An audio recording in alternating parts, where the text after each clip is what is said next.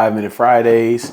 And the question here is, how do you follow up after an interview?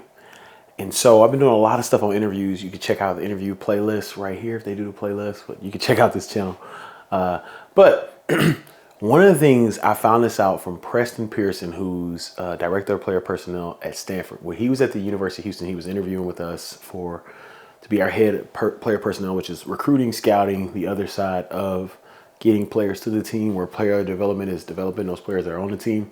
But anyway, we had thank you cards the very next morning. And I remember thinking, like, bro, how did he do that? Like, how did he know who was in what interview? How did he know who didn't miss the interview or whatever? Because, of course, you get the chart. You're going to talk to these people.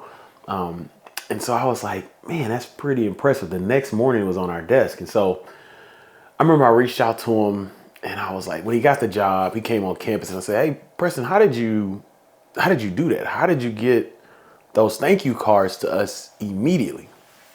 He was like, oh, I brought him here and I brought him to our executive assistant. And he was like, I gave him some cash to put on y'all's desk the next morning. And I was like, yo, that was really, really smart. And so that's one tool you can use for following up, is paying someone to put a card on somebody's desk immediately after you interview. I know what I've done is I've written cards to every single person that's on the list. And then if I didn't, meet with that person to interview, I would put that one back. But yeah, that's one way, but you need to follow up. And so that's one way to follow up. That's a super dynamic way so that's one way to follow up. That's a great way to follow up there as an example from Preston, but either way you need to follow up. And there's something about handwritten notes. That would be my number one tip to you. The handwritten note goes a long way.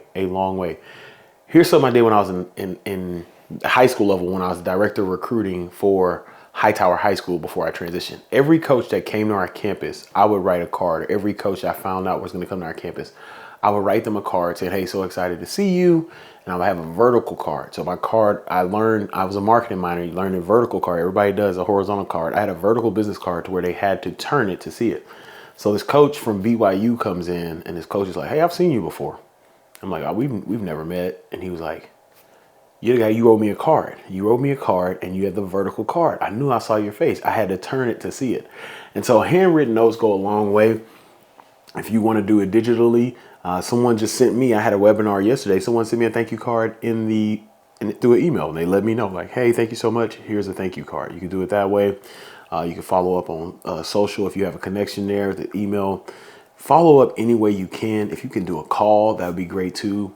Hey, just want to give you a call, say thank you so much, boom, boom, boom. That'd be awesome. But handwritten notes go a long way. No matter what you do though, you need to follow up after interview. It is very, very important. Everybody does not do it. And you're most likely not the only person who is interviewing for that position. So going back on what I said earlier, you could do the Preston Pearson plan, which is incredible, to have those thank you cards written, pay someone to put them on the desk.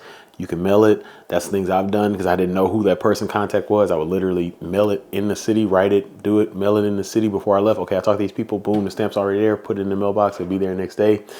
But you need to follow up some type of way. Number one way to do it is handwritten letters. All right, while you're here, I want you to follow up on something I'm about to tell you to do, which is the Player Development Summit will be here in Kansas City. I want you to be there. It's going to be an in-person player development experience, an event. You do not want to miss it. It will be May 29th through the 31st right here in Kansas City. So click the link in the show notes for more information, and I will see you there. As I always say, go out and create generational impact. Don't wait. Create that generational impact today.